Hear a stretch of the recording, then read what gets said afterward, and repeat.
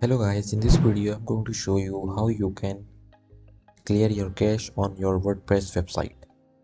So here I am on the home page of my WordPress website. So if I want to delete the cache, for that I need to go to plugins in the left panel, and then here you need to search for WP fastest cache. Click enter, and here you will see this plugin. You need to click on install. Click on it, you need to click on it, and then here you will need to activate it.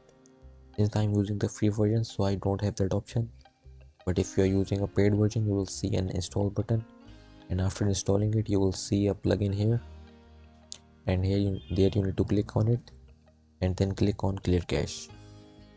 I hope you found this video useful. Please don't forget to subscribe to our channel and like our video, and I will see you in the next one.